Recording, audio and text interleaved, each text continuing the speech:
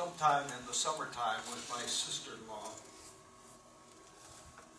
And she told me that she never went to church on Mother's Day. And so I questioned her and I said, why? She said, God chose that I would not have children. And I always felt that I'm so left out and so unblessed. That stuck to my heart really strong. That since that time, I have never done a Mother's Day sermon without including all ladies.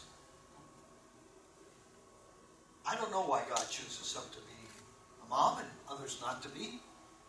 I know for certain that all of us had one, whether good, bad, ugly, or whatever. Whether she was tough on discipline or whatever. But the fact is that I think that in America, some of the problem that we have, especially now when we have so many split homes, that a lot of times there are ladies who have to step into that role without really giving birth. But also the fact is that all women, especially if they know Jesus, have a responsibility to teach the younger generation about Jesus. Whether you're married or not, or have children or not, that's a responsibility. Now you say, well, what about the dads? This isn't Dad's Day. We'll talk about that on Father's Day.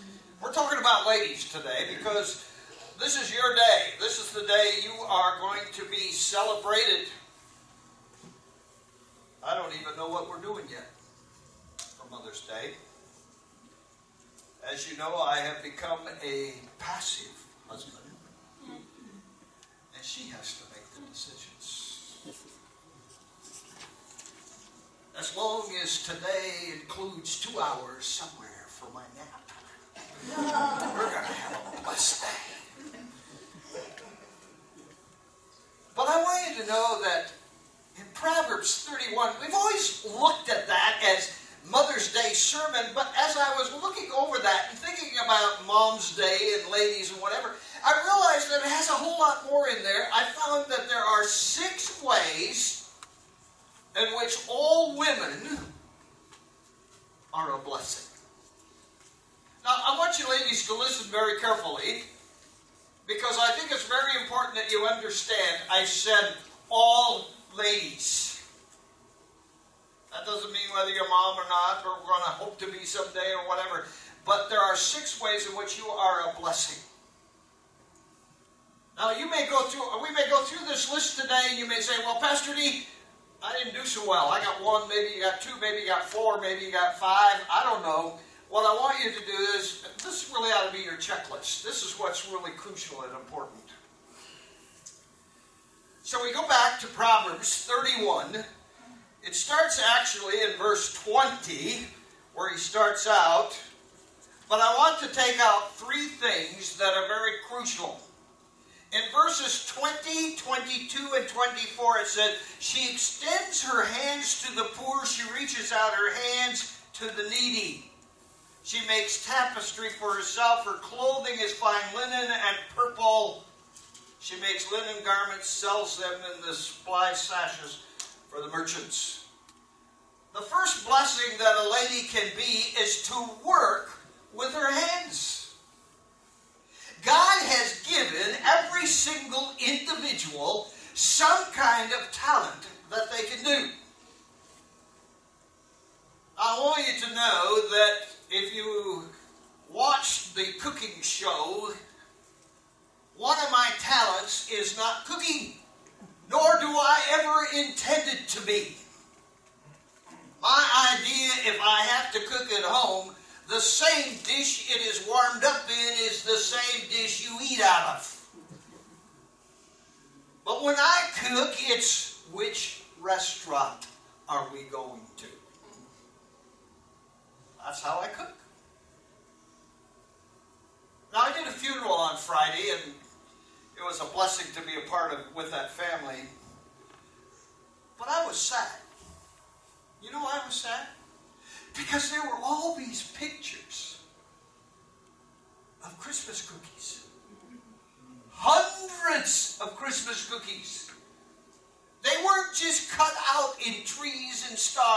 and stockings. They were highly decorated. I asked the family, I said, oh, she made cookies and sold them. She said, no, she made them and gave them all away. And people could hardly wait till Christmas time because they were the best sugar cookies you could have. That's what you're supposed to do, so just use your hands for something. Whatever it might be. It might be to wipe somebody's tears away. It might be just to sit and listen. It might be that God's going to tell you to do something. And I want you to know when that little still small voice comes in there and says, you need to do it. Because you are going to be a blessing to someone. And you never know that may be the moment that changes their life. The second thing is, we find that it's in verse 21, is the fact that she's not afraid of snow for her house. She has her household clothed. She creates what we're thinking here is she is a blessing. She creates a home. You know, it's interesting, and being in the rental business for about 35, 40 years, I can walk into a house and tell you whether it's a house or a home. I don't even have to talk to the people. They don't even need to be there. I can just tell. When we had the big church in Scotts Bluff, the living room was off limits. Because we never knew when somebody was coming by. And that one room was spotless all the time. But you can't have a spotless home. You can have a spotless house, but not a spotless home. In fact, our son lived in the basement, and he pretty well took over it. And I was tempted to create something where I could lift the wall on the end and have a conveyor belt that just dumped it in a pit. And it would come all the way back because the furniture was attached and we could start over. I was embarrassed to go down there. Not him. Rich kids, poor kids, bad kids, good kids, didn't matter. He loved them all and he brought them. And they just came. But a mom or a lady creates a home. Do you have a house? Do you have a home? Can they live in it? Can others come and feel like they're at home? Let me go on. The third thing is, the way she considers herself, she never forgets to treat herself with care. Oh, really? You know, one of the things that I find that happens is after people get married about 7, 8 years, a lot of ladies forget to take time in front of the mirror. No, you can take as much time as you want. But I remember a long time ago when I was in college, this big high professor that came into our college to teach for a week was asked, because we were going through this terrible time in Christian realm about makeup. And they asked him, they said, is it okay for Christian ladies to wear makeup? You know what he said? He said, if you have an old barn and needs painting, you paint it.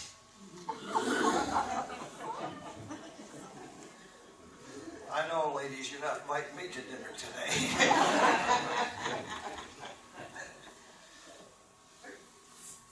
Some of them just have a little too much makeup. I think they got stock in it. But you know, they don't do their hair anymore. Man, I go to Walmart. I'm embarrassed. And I don't even know the ladies. Come on, once in a while, dress up. Especially going in public. I am a firm believer, pajamas were never intended to be in public. That's pathetic. What kind of an image are you portraying? Well, I could get on a whole series about that. But do you consider yourself, lady? First of all, yourself. Take time. Do what's good for you. Take time out.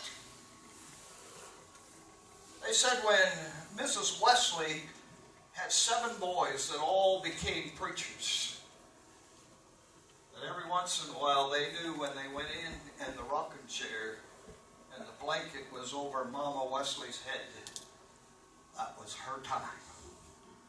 Don't disturb. That was her thinking time, her praying time, her devotion time. It was her time. Ladies, take time out for you. When you take time out for you and what you like to do, you become much happier. Because some of you are stuck doing everything every day and nobody cares. I feel sorry for you, because that's really how it is.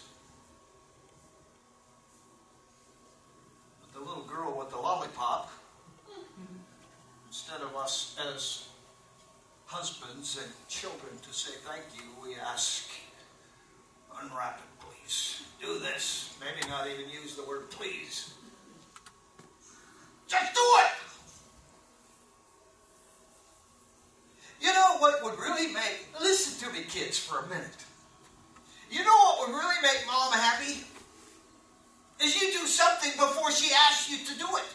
Oh, wow, what a concept. You want to give Mom the best Mother's Day present ever? What you do today is, Mom, this week I'm going to do whatever before you even ask me. You won't even keep it up for today. Because you're in your own world. You know, I even heard kids say, well, Mom, it's your fault. You're the one that brought me into this world. If I was that mom, I would have looked back and said, and I wonder why. Are you with me here? But I'm telling you, ladies, to be a blessing, just put your foot down and take time for yourself and do what you want to do. And every day. Every day. The 4th thing it says here. The way she invests in her marriage. You know what, ladies? You just got to understand. We're weird. We do things differently than you do. We even think differently than you do, thank God. Man, if I did everything the way Debbie would do, I would be insane. She's got her own little world of whatever, laid back, no problem. Hey, if it don't go, you could take a big enough hammer and put a square peg through a round hole. Believe me, I did it. But ladies, you can yell all you want, and he's not going to pick his socks up and put it in the hamper. Maybe he will. But maybe he won't. You know, I know that there are some ladies who would be happy if the only thing she had to worry about is picking up her husband's dirty clothes. We have been created uniquely, and we're going to do some things that just doesn't make sense to you, but you do things that don't make sense to us. But if you're going to invest in a marriage, you better start while you're dating. Because when you get to the marriage point, somehow after the first 5 and 6 years, we just forget and live. The fact is, if you want success in your life, you make your family be successful. If you don't have a family, then invest in somebody else and make them successful. Maybe it's your job, maybe it's at work. But the fact is that it's very important that you invest in that marriage. Because if you don't invest, I got to tell you, it's a slow leak, and it's one day going to go flat. And it'll be over. And there's some of you ladies here today who have not done your husband's funerals, and you'd give anything if you could have them back.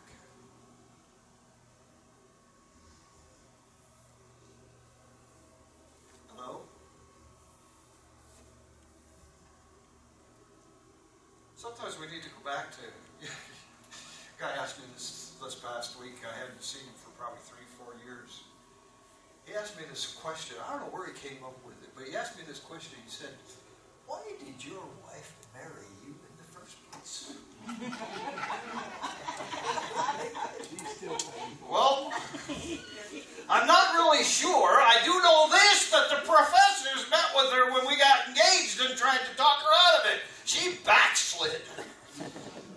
She was going to hell in a handbasket getting married to me.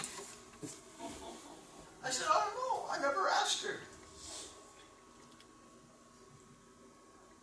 I have my own reasons.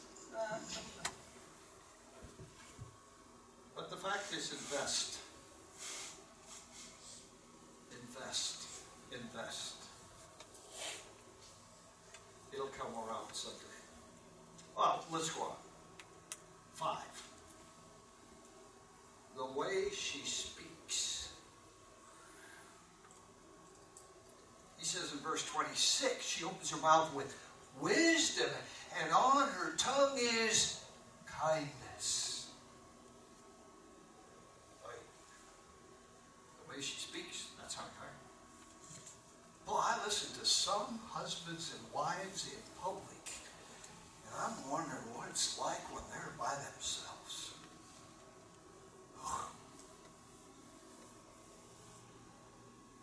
Hello? Now, this is probably a good thing we should stop at and include the men, huh, ladies? Because it takes two to tango, right? We were first married, Debbie, I'd give my opinion, Debbie give her opinion, and I'd let her know what was really right and give a very strong opinion, and she just quit right there. That was it. Can't argue with somebody that won't argue with you. Now it's the other way. I give my opinion, she gives her opinion, I give my opinion back, and then she tells me what her opinion is and how we're doing this. It's okay, I don't really care. Don't ask me for my opinion if you already have one. We could just say, well, I only have 12,000 words per day, and on Sundays when I preach, I'm just about out of all of them. And you want me to communicate? Really?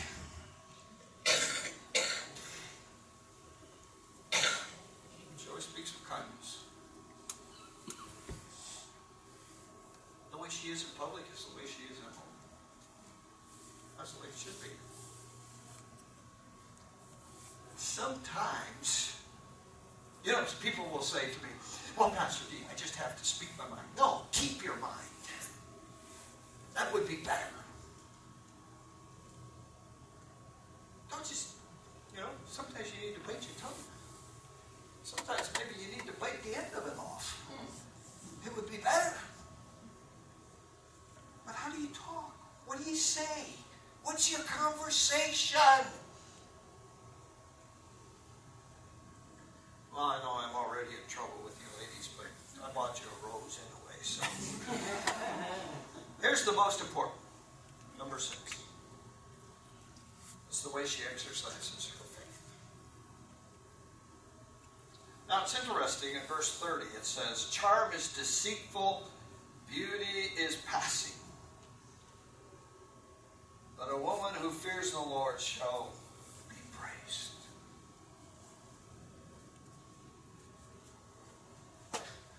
Now, beauty is fading. Sometimes I just look at Debbie and I go, do you have to spend so much time in front of that mirror? Can we just, I love it now that she gets some days off. She doesn't even put makeup on if we're just going to be in the house. I just love it. It's just it's just us. She doesn't even go outside without makeup. But I'll tell you one thing that has never changed is her faith. And you don't have to hang around her very long till you know what her faith is. What is your faith? Your kids, your grandkids, your husband, everybody who knows you at work should know what your faith is and what you stand for. Because if you just put it out there in the open, it's over. It's done. And people are going to respond. Our grandson, who's in the Air Force and going through a tough time right now, calls his grandma. He says, Grandma, you got to pray for me right He had all kinds of people he could call, but he calls his grandma. Because that's been passed to a generation, to the next generation, in which he is passing it on to his kids. It's important, ladies. I want you to understand the best blessing. And you know, people come up to me and say, but Pastor D, it's too late. It's never too late. I don't even care if your kids are gone. It's never too late to exercise and to express. It ought to be just seen in the way you live and do things that it becomes the greatest example of anything else. It's because your faith is solid in Christ. Now, the sad part of it is, most of us, in many cases, live our Christian life as the cooking lesson you had today.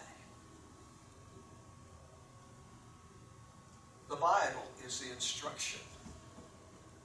It's not just Pastor D. It's not Elevation North. This Bible, God's Word, is the instructions in which we are to follow. We don't get to change the recipe.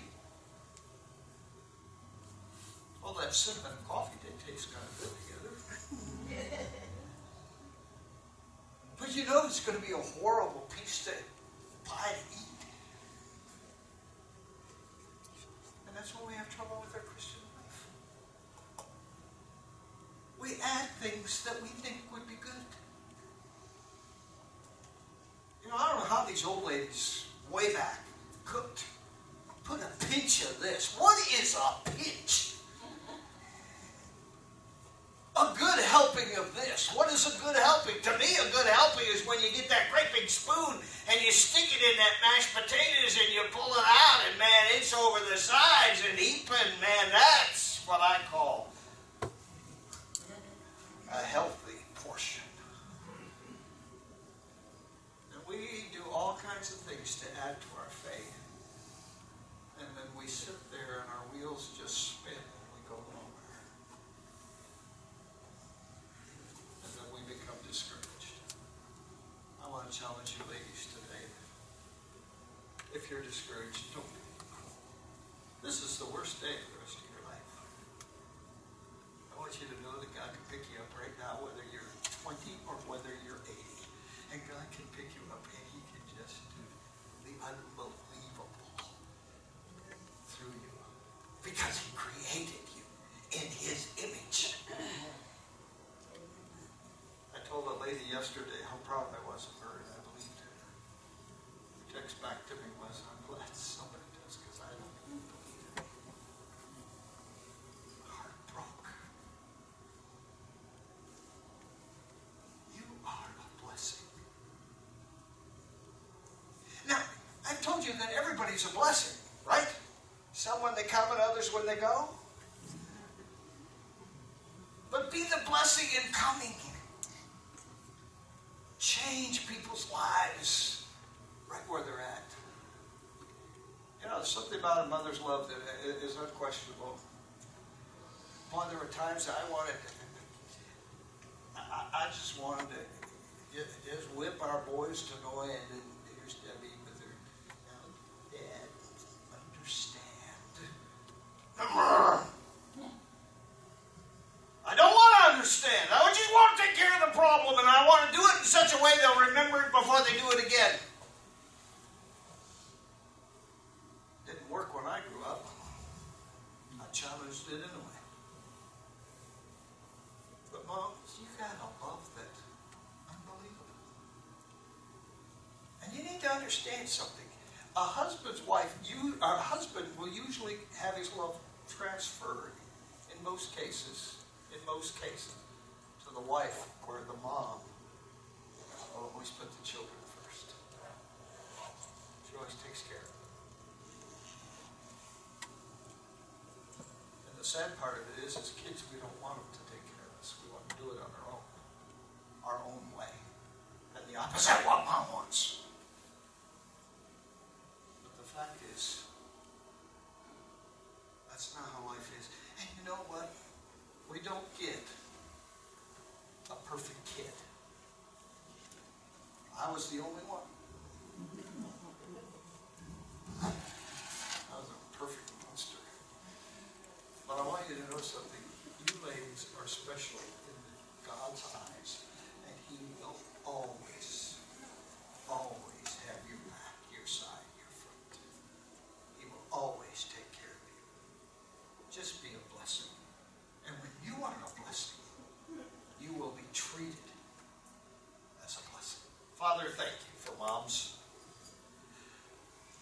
God, just wrap your arms around them. And if we still have our mom, what a privilege it is. May we honor her. Maybe she wasn't there, but may we honor her in a way. She brought us into this world. Being brought into this world, we were created in your image. So bless all ladies today.